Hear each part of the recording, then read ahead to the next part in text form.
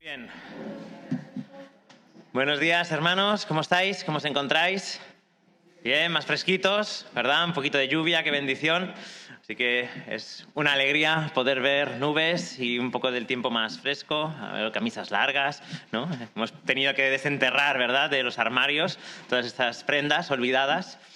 Y bueno, pues gracias a Dios anuncian cambios de estación, cambios de temporada, cambios cíclicos que más o menos se van manteniendo, ¿verdad? Y es que desde los tiempos de Noé nos dijo el Señor que mientras la tierra continúa, ¿verdad?, pues seguirán habiendo estos cambios de estación, estos cambios de la noche y el día, y que todo esto, hasta que Él venga, va a perdurar. Así que es una bendición que podamos ir viendo y repitiendo a lo largo de nuestra vida pues estos ciclos en los cuales vivimos.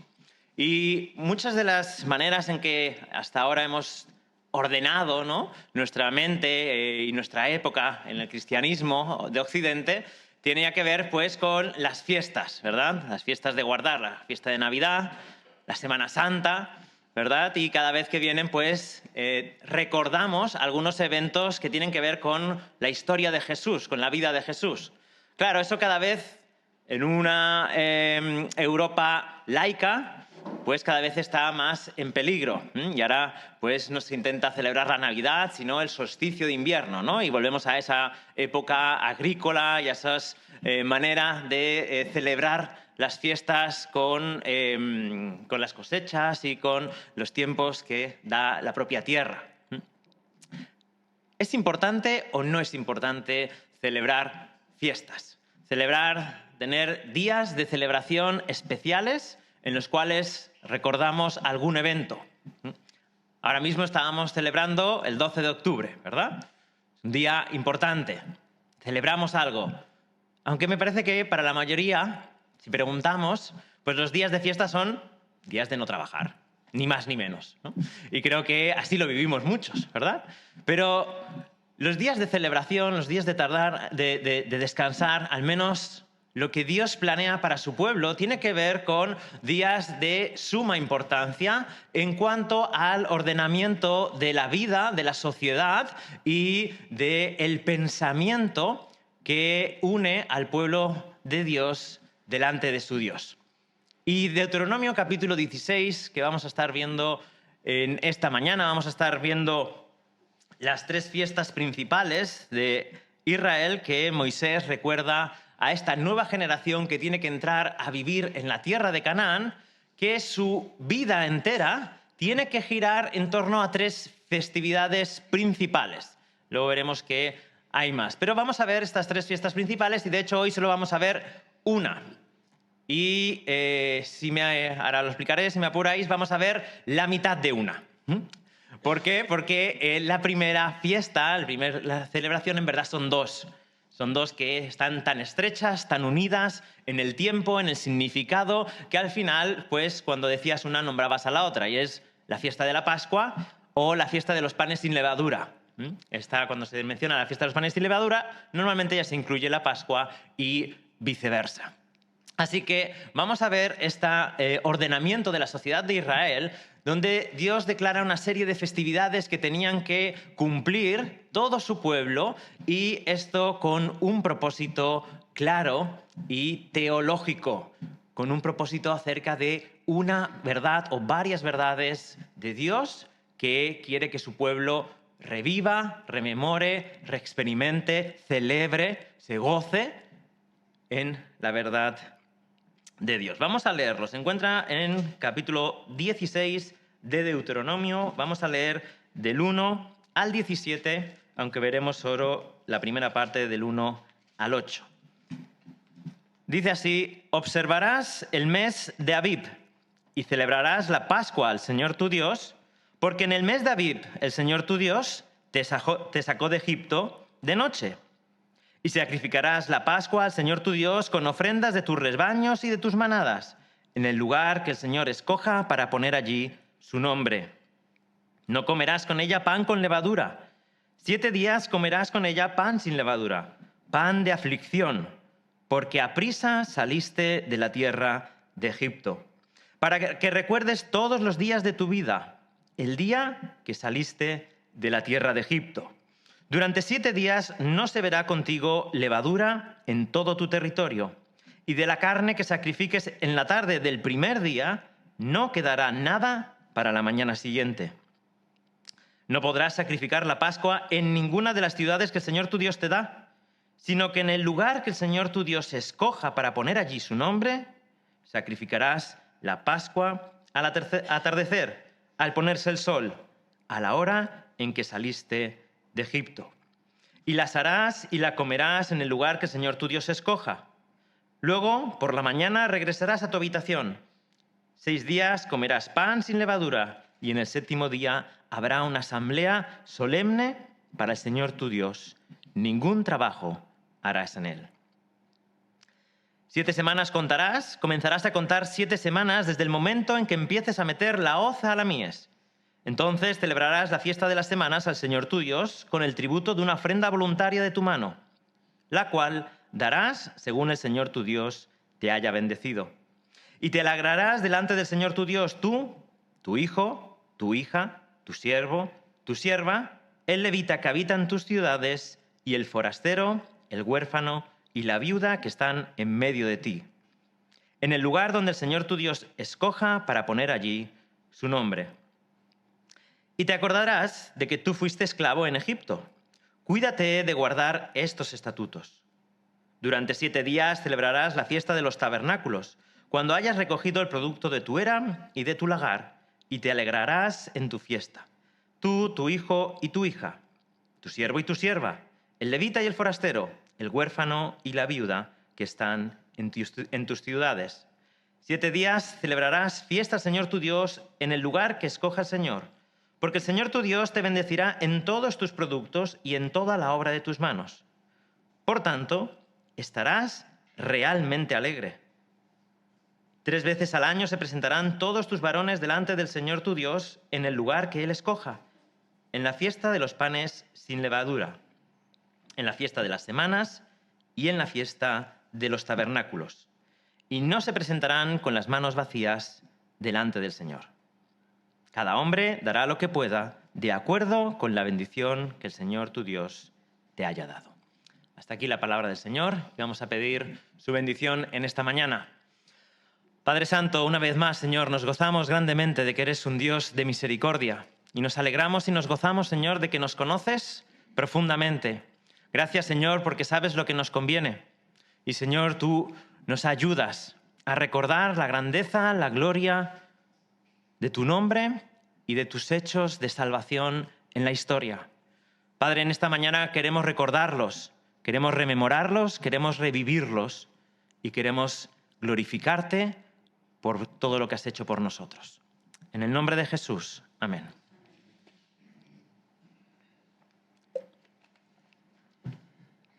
Muy bien, así que en primer lugar dice: observarás el mes de Abib y celebrarás la Pascua al Señor. El mes de Abib es un mes que cae más o menos entre marzo y abril, y esto es porque el calendario hebreo es un calendario lunar y entonces no coincide con el calendario solar que nosotros tenemos. Así que hay una serie de variaciones que durante cada año pues va habiendo una modificación que cada cierto tiempo se corrige añadiendo un mes al calendario de hebreo. Así que es por eso que el mes de Abib cae más o menos entre marzo y abril y se mueve. El mes de Abib es, después de que Israel va a Babilonia, nombrado como el mes de Nisán. ¿Vale? Así que estos 2 meses, estos 2 nombres son el mismo mes que aparece en este texto. Así que dice que en el mes de Abib el Señor te sacó de Egipto de noche. Y en ese día vas a celebrar la Pascua. La Pascua, como recordamos, en hebreo significa Pesaj, si lo habéis oído, y viene de la palabra pasar de largo. Y esto es lo que sucedió en Egipto cuando en la 10ª plaga el ángel del Señor iba pasando para matar a todo primogénito. Los juicios del Señor se habían revelado desde el primero hasta el último, el 10º, intentando que Faraón atendiese a la voz del Señor y permitiese que toda Israel fuera liberada porque estaba en esclavitud con mucho sufrimiento.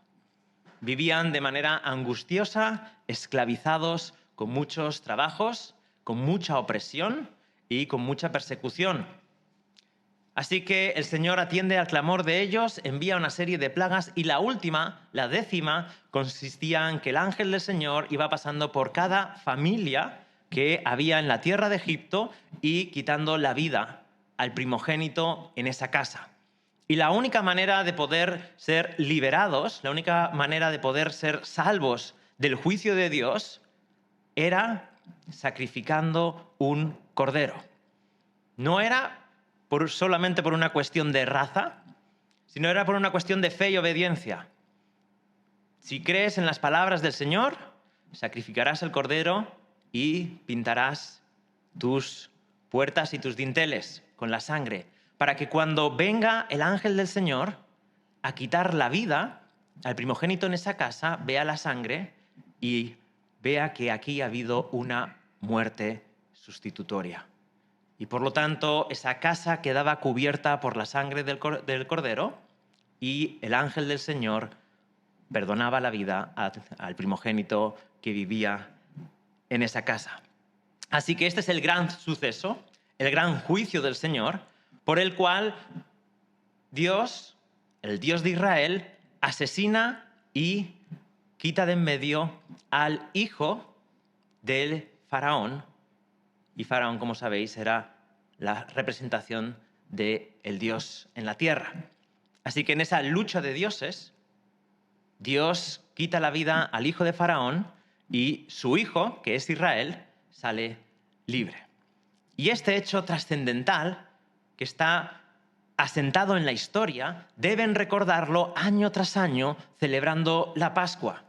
La Pascua es una celebración familiar que después se va a celebrar juntos en un mismo lugar donde Él escoja. Ahora sabemos que es Jerusalén, ¿verdad? Pero en este momento no había sido revelado el sitio donde Dios iba a poner allí su nombre. Y todas las familias tenían que celebrar esto para recordar que el precio de su salvación había sido una muerte sustitutoria. Y que sin eso ellos hubiesen corrido la misma suerte que la suerte de Egipto. Están vivos por la misericordia del Señor, están vivos porque han escapado al juicio de Dios y están vivos porque han sido fieles al creer las palabras de Dios y actuar en consecuencia. Así que este es el mandamiento, que cada año toda Israel debía recordar en el mismo momento, al atardecer, la Pascua del Señor. Y este hecho es interesante, ¿no? De que deben de intentar celebrar la Pascua coincidiendo en lo máximo posible en los mismos elementos que había vivido el pueblo de Israel. Si el pueblo de Israel lo vivió durante la noche, durante el atardecer, hasta la noche, el pueblo de Israel después, año tras año, tenía que vivirlo en el mismo momento. ¿Por qué? Porque tenía que parecerse, revivir el suceso en la manera más cercana posible a los eventos originales. El simbolismo era importante. Era importante intentar meterse en la piel de aquellos primeros, digo esto para las generaciones después, de aquellas primeras personas que tuvieron que vivir el hecho de la redención. Otra cosa importante que nos dice es que, versículo 2, escoja en el lugar que el Señor escoja para poner allí su nombre. Así que el horario de la celebración se está establecido y el lugar también. Y esta frase de que tiene que ser celebrada donde el Señor escoja, el lugar donde el Señor escoja allí y donde ponga allí su nombre, se repite hasta 6 veces en este capítulo 16, en estas 3 fiestas. Así que es de suma importancia que esta celebración se haga allí como el Señor quiere. No lo pueden celebrar como ellos quieran, sino que deben adaptar su vida en sociedad, la deben adaptar a la voluntad de Dios. Y tienen que celebrarlo en el lugar donde Dios escoja y donde ponga allí su nombre, es decir, donde Dios ponga su presencia, donde Dios mora, que será Jerusalén, en el templo.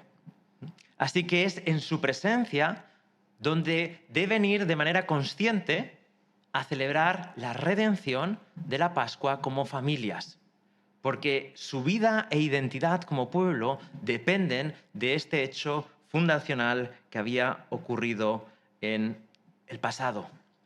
Cuán importante es recordar los hechos redentores de Dios en la historia. Y es por eso que nosotros nos reunimos en este domingo para, entre otras cosas, recordar los hechos redentores de Dios en la historia. Y este es el motivo porque una parte central de nuestro culto se dedica precisamente a eso, a, por medio de los símbolos, recordar los hechos redentores de Dios en la historia. Y es de suma importancia que el simbolismo con el cual representamos como Cristo, el Cordero Pascual, aquel que verdaderamente sustituye al ser humano del juicio divino, obteniendo de este modo la redención y la vida eterna para todo aquel que se quiera acercar, es de suma importancia que el simbolismo sea adecuado. Que realmente lo que estamos representando y lo que vamos a representar en unos momentos se adecue lo máximo posible a la verdad que está simbolizando. Es por eso que tenemos pan y vino. Y es por eso porque tenemos, por ejemplo, vino tinto. Y no tenemos vino blanco. ¿Por qué? Porque el color de la sangre parece el del vino tinto, ¿verdad? El simbolismo y la experiencia es importante porque estamos comunicando verdades profundas del Evangelio. Y por eso nos reunimos alrededor del pan y del vino. El mensaje de salvación de Dios en Cristo Jesús para toda la humanidad. Y así como el pueblo de Dios tenía que hacer un recuerdo obligatorio anual de esta redención, imaginaos que cualquier persona que viviese a 100, 200, 300 kilómetros tenía que hacer un viaje y parar su vida para esta celebración. Hay que detener la vida. Hay que detener la rutina. Hay que detener toda esta inercia en la cual vivimos para pararnos un momento y decir, vamos a reflexionar. Oh Israel, yo quiero que pares todo lo que estás haciendo ya, pero si hay que hacer cosechas, si hay animales que atender, si hay que hacer un montón de cosas. ¿Cómo es posible? Bueno, porque es más importante que recuerdes esta verdad, oh Israel, que no que sigas con tu vida diaria, como si no pasase nada. Y esto es precisamente lo que hacemos también con el cambio que Cristo hace en el Nuevo Testamento. Lo celebramos cada semana. ¿Por qué cada semana? Porque es importante semanalmente, en los tiempos en los que Dios ha ordenado la vida, que recordemos lo más importante. Y lo más importante es que Cristo Jesús vino al mundo a morir por mí, a sustituirme, a librarme de la ira venidera. Tengo un Salvador, tengo un Redentor, y eso es lo más importante de la vida. Porque si hoy muero, Cristo me ha redimido y tengo vida eterna. Y no hay nada más importante en mi vida y en la vida del creyente y en la vida de la Iglesia que recordar el hecho fundamental de nuestra identidad como pueblo de Dios. Somos hijos de Dios porque Cristo Jesús murió en una cruz en mi lugar. Y sin esta verdad profunda, si no nos asentamos de manera permanente en esta verdad, se nos olvida. Y muchas veces tendemos a preocuparnos, enfadarnos, pelearnos, vivir por otras cosas que son importantes, pero que no es el hecho fundamental de nuestra existencia, de nuestra vida aquí y de nuestra vida allí, que es que Cristo Jesús nos ha dado vida eterna por su muerte. ¿No es algo precioso y digno de que como iglesia paremos nuestra vida para dedicar un día a esto? Un momento juntos reunidos como se reunía todo el pueblo, porque esta experiencia es una experiencia comunitaria. Como pueblo redimido y amado por Cristo. Así que es por eso que tenemos la bendición, además, de hacerlo todos los domingos. Porque recordamos a Cristo nuestra Pascua. Y juntos vamos a celebrar en un momento absolutamente solemne, pero lleno de alegría, de que pase lo que pase, Cristo es mi Señor. Y de que aunque muera, o venga una guerra, o venga lo que sea, Cristo me ama. Y si tengo que dejar esta vida mañana, voy a estar con Cristo. Y lo más importante de todo es que soy de Cristo. Y no importa lo que venga, porque soy de Cristo. Y toda esa realidad la debemos única y exclusivamente al amor de Dios en Cristo Jesús, viniendo a morir por nosotros en la cruz del Calvario. Así que la Pascua es un hecho absolutamente importante, que merece la pena para Dios que todo el pueblo pare. Vale, basta, reduce el ritmo. Para un momento, vamos a pensar. Una semana entera para que te acuerdes de Egipto. Una semana entera para que te acuerdes de que eras esclavo. Una semana entera para agradecer a Dios que has sido liberado. Una semana entera para recordar que Dios es tu provisión y no los otros dioses que hay alrededor. Y no las otras cosas que parecen tan urgentes, pero al final no lo son. Así que esta es la celebración de la Pascua. Pero como hemos dicho, en esta fiesta hay dos fiestas juntas. Una es la Pascua, que se celebraba al atardecer en el día 14, y cuando empezaba la noche, empezaba el otro día, que era el día 15. Y ahí empezaba 7 días de celebración que se unían, que era la fiesta de los panes sin levadura. Ahora, ¿qué matiz o qué simbolismo añade la fiesta de los panes sin levadura? Hemos dicho que la Pascua era la redención del juicio de Dios y que en esa casa había vida porque el ángel de Dios había pasado de largo porque había habido una muerte sustitutoria. Y eso tenían que recordarlo. Ahora, ¿qué añade la fiesta de los panes sin levadura? Bueno, dice el texto, versículo 3, no comerás con ella pan con levadura, 7 días comerás con ella pan sin levadura, pan de aflicción, porque aprisa saliste de la tierra de Egipto. Aprisa, urgentemente. Este es el simbolismo de la fiesta de los panes sin levadura. El primer simbolismo es la urgencia. No podían amasar y leudar la masa porque eso requiere un tiempo de espera y de trabajo.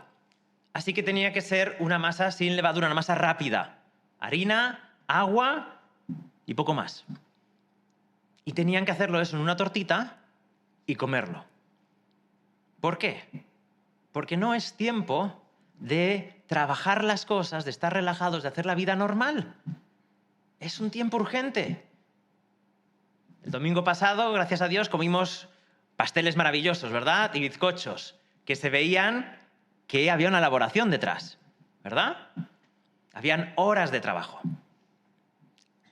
Ahora, esto no es el tiempo que están viviendo, el tiempo que están recordando. Eso lo recordarán después en otras fiestas, el tiempo de provisión de Dios. Pero lo que tienen que recordar es que la salvación de Dios es algo urgente, es algo que hay que obedecer de manera inmediata. Si ellos pierden el tiempo con otras celebraciones y no hacen la Pascua y no recogen las cosas y no están listos para salir, Israel marcha y ellos se quedan atrás. Y eso es un asunto de fe, de no creer el mensaje de Dios. Y es por eso que el pan sin levadura lo que representa es la urgencia de parar su vida, de decir aquí hay algo más importante que todo lo que estoy viviendo. Es el momento definitivo, lo que va a determinar mi existir en esta tierra y en la que viene. ¿Voy a escuchar el mensaje de Dios y creerlo y seguirlo? ¿O voy a seguir con mi vida? Urgencia. Dios viene a rescatar. El momento de liberación es ahora. Ahora es momento de salvación.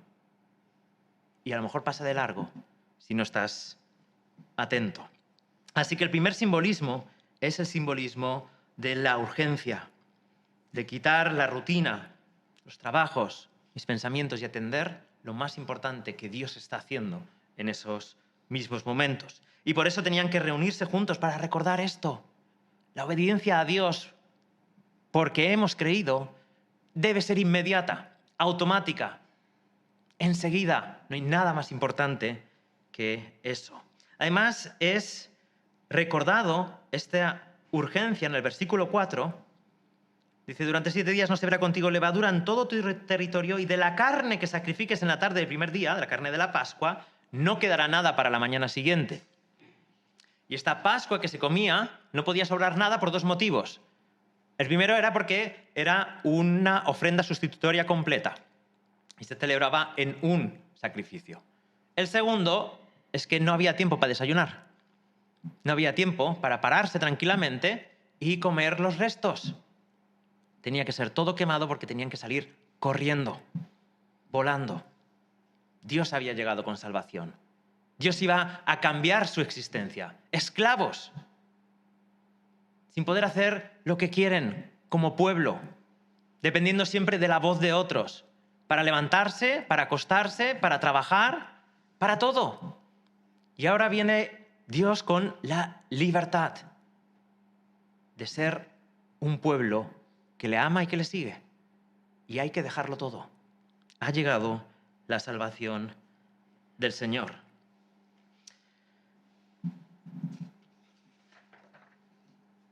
Además, dice el texto acerca del pan sin levadura, lo llama pan de aflicción. Y uno de los sentires de la fiesta de los panes sin levadura es precisamente recordar toda esta aflicción con la cual estuvieron viviendo.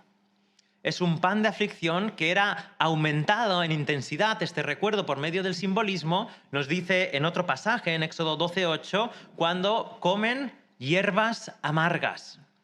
Y las hierbas amargas también era parte de lo que comieron en aquel día y tenía el sentido de intensificar la comprensión de lo amargo que es la vida sin Dios.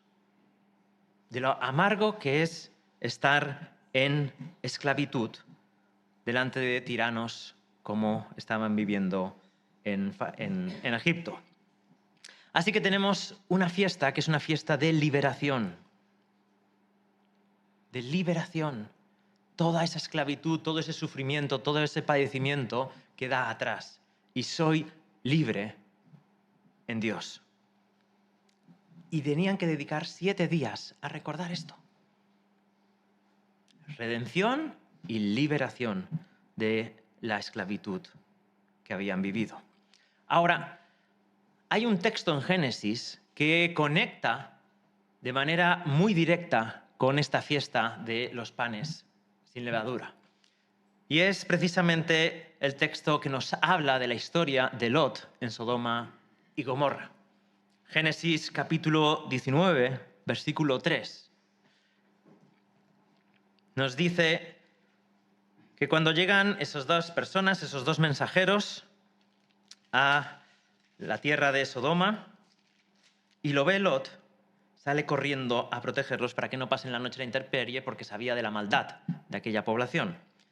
Y fijaos en el versículo 3 que dice, él, sin embargo, les rogó con insistencia y ellos fueron con él y entraron en su casa y les preparó un banquete y coció pan sin levadura. ¿Por qué? Porque era inmediato, porque era urgente. Tenía que dar de comer a estas personas invitadas. Por lo tanto, no había tiempo de preparar un pan que durase unas horas su fermentación, ¿verdad? Así que es un pan para la urgencia. Es un momento urgente, estas personas tienen que comer, por lo tanto, lo primero que les preparo para poder atenderles de manera adecuada es un pan sin levadura. Ahora, después de esto, en el versículo 17, nos cuenta que estos mensajeros habían traído el mensaje del juicio divino y que ni Lot ni nadie en su familia podían quedarse una noche más. Se había reunido todo el pueblo para intentar tener relaciones y abusar de ellos y los ángeles dicen, el tiempo de Dios ha llegado, viene el juicio de Dios, o sales o mueres. Así que hay una urgencia. Dice el versículo 17, y aconteció que cuando los había llevado fuera, uno le dijo, huye por tu vida. No mires detrás de ti y no te detengas en ninguna parte del valle. Escapa al monte, no sea que perezcas. Así que hay un llamado urgente porque el juicio de Dios ha llegado y no pueden detenerse, no pueden esperar a recoger sus cosas, no pueden estar tranquilos porque o obedecen o mueren, o creen en el mensaje o están perdidos y hubiesen quedado destruidos con toda Sodoma. Dios en su misericordia saca a Lot dándole algunos empujones, ¿verdad? Para que obedezca la palabra dada por medio de los ángeles. Así que la fiesta de los panes sin levadura era una fiesta que recordaba la urgencia, la necesidad de obedecer a Dios de manera inmediata, la creencia de que hay un juicio de Dios, de que Dios es el Señor del universo, de que Él tiene todas las cosas en su mano y que Él decreta las cosas, y que cuando Dios dice hasta aquí, es hasta aquí y no hay vuelta de hoja. Y esto es lo mismo que predicó el Señor Jesucristo. ¿Qué es lo que dice o en qué se basa su mensaje, tal como nos cuenta Mateo, capítulo 4, versículo 17? Un mensaje de urgencia. Dice, desde entonces Jesús comenzó a predicar y a decir, arrepentíos, porque el reino de Dios se ha acercado. Señores, hay un cambio en el mundo. Hay algo distinto. El tiempo hasta aquí ha acabado. Dios se ha acercado. El reino de Dios está entrando en este mundo y la voluntad de Dios está entrando. Y eso significa salvación, sí, y significa también juicio. Las dos cosas. Juicio para los que desobedecen, salvación para los que obedecen. Juicios para los que no creen y salvación para los que creen. Este acercamiento divino pone en marcha una serie de acontecimientos en la historia que va a llevar a la consumación de los tiempos. Y es por eso que es urgente el Evangelio. Hay que creer el Evangelio hoy. Hay que arrepentirse de los pecados hoy. Porque Cristo Jesús ha venido, ha proclamado el Evangelio, ha mostrado y revelado a Dios el Padre, ha vivido una vida perfecta, ha muerto en la cruz, no por sus propios pecados, sino por los pecados de la humanidad, ha resucitado, ha ascendido en gloria y desde el cielo ha enviado al Espíritu Santo a su iglesia. Y solo queda una cosa: su venida. No hay nada más. Todo está cumplido. No sabemos cuándo va a venir, pero todo está cumplido. Si viene hoy, no podemos decirle, te has olvidado de algo. Y si viene de aquí a 100 años, tampoco. Estamos esperando la venida inmediata de Cristo. Y eso significa que el tiempo de salvación se acaba cuando entra. Y que el tiempo de salvación es hoy. Y de manera inmediata, urgente, hemos de reconciliarnos con Dios por medio de su cruz. Dice Hebreos 9:28, así también Cristo, habiendo sido ofrecido una vez para llevar los pecados de muchos, ya ha acontecido, aparecerá por segunda vez, sin relación con el pecado, para salvación de los que ansiosamente le esperan. Y es que a los ojos de Dios, su juicio comienza con la venida de Cristo, con su primera venida a esta tierra. Juan 3:18.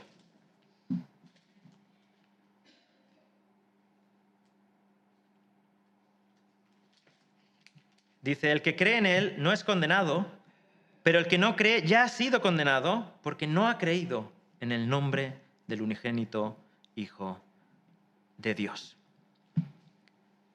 Así que los tiempos del Señor cada vez se acortan más.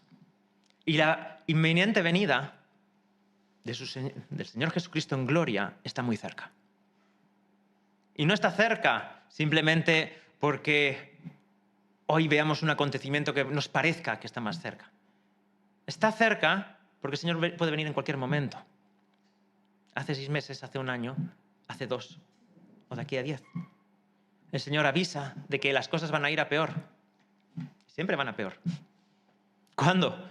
Están yendo a mejor. Así que en cualquier momento puede venir.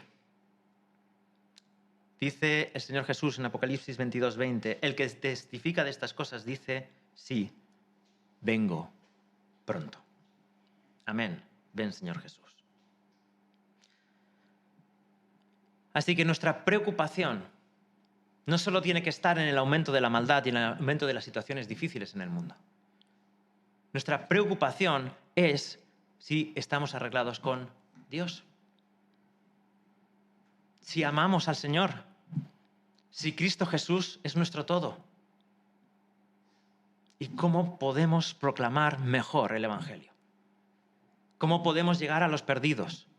¿Cómo podemos hablarles con urgencia? El apóstol Pablo decía que hablaba con lágrimas en los ojos. Llamando, exhortando, animando, clamando. Porque esta verdad es tan auténtica, tan real, que como se cumpla, como venga Cristo, se acaba. Y para nosotros es un gozo y es una alegría. Pero tenemos también muchas personas que amamos, ¿verdad? Y que deseamos que conozcan a Cristo. Y deseamos que se arrepientan y que atiendan el Evangelio y que obedezcan al Rey de Reyes. Y esto es urgentísimo. Que como iglesia creamos y proclamemos esto. Salmo 2, versículo 12. Dice, honrad al Hijo para que no se enoje y perezcáis en el camino, pues puede inflamarse de repente su ira. Cuán bienaventurados son todos los que en Él se refugian. Y otra de las cuestiones por las cuales el llamado del Evangelio es tan urgente.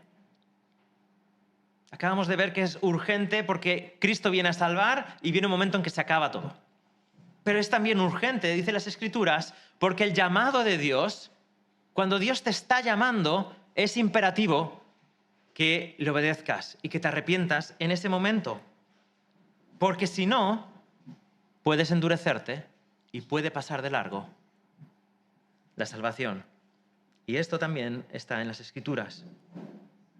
Hebreos capítulo 3, versículo 15.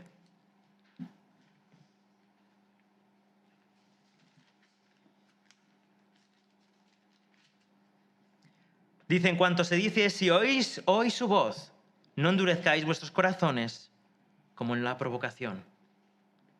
Si oís hoy su voz, hoy es el día de salvación y mañana no sabes si lo es, porque Cristo puede venir o porque tu corazón se puede endurecer. Y es necesario que atiendas al Evangelio hoy y que te reconcilies con Cristo hoy, porque no sabes si habrá un mañana. De hecho, esperar a otro día es un acto de soberbia, de rebelión contra Dios, de rechazar su misericordia y despreciarle y escupirle en la cara. Es por eso que es tan urgente escuchar y atender el Evangelio en el día de hoy. En estos mismos momentos no hay nada más importante. Jesús nos enseñó en otra parábola, ¿os acordáis de la parábola del rico? Lucas 12:20. ¿Verdad? Que acumulaba para sí, vivía para sí. Y dice, pero Dios le dijo, necio, esta misma noche te reclaman el alma y ahora, ¿para quién será lo que has provisto? Necio. Has vivido la vida sin atender la cuestión más importante, que es que Cristo Jesús es el Señor y es el Salvador. Así que en todas estas cosas ya hemos sido advertidos. Y es necesario que como pueblo de Dios, cuando nos reunamos, también estos elementos que vivía el pueblo de Dios y que cada año tenía que celebrar y que cada año tenía que dedicar una semana a recordar estos hechos, a recordar el significado y que eso forme su cosmovisión de la vida, la identidad que tienen como pueblo, que no sea lo que otros dicen, que no sea la parsimonia con la que vive esta sociedad. No pasa nada, puedes hacer lo que quieras, puedes vivir como quieras, no importa. Mañana viene otro día y mañana otro y no pasa nada. Es mentira. Es mentira. Sí importa. Y lo que hagas con tu vida hoy importa absolutamente. Y lo que hagamos con nuestra vida es determinante, tanto para nuestra salvación como para nuestra comunión con Cristo. Desechemos, dirá el apóstol Pablo más adelante, la levadura vieja. Dice 1 Corintios 5:7, limpiad la levadura vieja para que seáis masa nueva, así como lo sois sin levadura, porque aun Cristo nuestra Pascua ha sido crucificado. Es determinante vivir y creer el Evangelio. Y es determinante que nuestra vida hoy se conforme y se rija por lo que Dios dice, en medio de un mundo que dice muchas cosas, en medio de un mundo que intenta polarizarnos en una opción o en otra, siempre, con cualquier tema. Lo único que va a dividir el mundo de verdad es la entrada de Cristo en la tierra. Y va a dividir a unos a la derecha y a otros a la izquierda, y todas las demás divisiones son ficticias. Porque lo que realmente importa es si estamos en Cristo o no estamos en Cristo. Y esto es lo que vamos a celebrar. Nos reunimos para recordar que somos de Cristo, que necesitamos un Salvador. Nos reunimos para clamar a Dios: Señor, obra en mí. Quiero revivir tu salvación. Quiero asentar mi vida en lo que es más importante, que es el Evangelio. Y por eso me entrego completamente a ti, en respuesta a tanto amor. No importa nada. Solo importa que tú seas exaltado y honrado y creído y proclamado. Que así sea en medio de nosotros. Vamos a orar. Señor y Padre, te pedimos perdón porque de manera continua nuestra mente y nuestra vida se rige por valores de la sociedad que nos toca vivir. Te pedimos perdón porque relativizamos el mensaje del Evangelio. Te pedimos perdón porque en nuestras propias vidas no lo tratamos con la urgencia, la solemnidad, la importancia que requiere. Estamos profundamente agradecidos por tu misericordia. Señor, nos asombra que nos hayas perdonado. Nos asombra que hayas tenido paciencia con nosotros hasta que nos hemos arrepentido delante de ti y hemos creído. Señor, gracias. Gracias porque nos aterra quedarnos en Sodoma.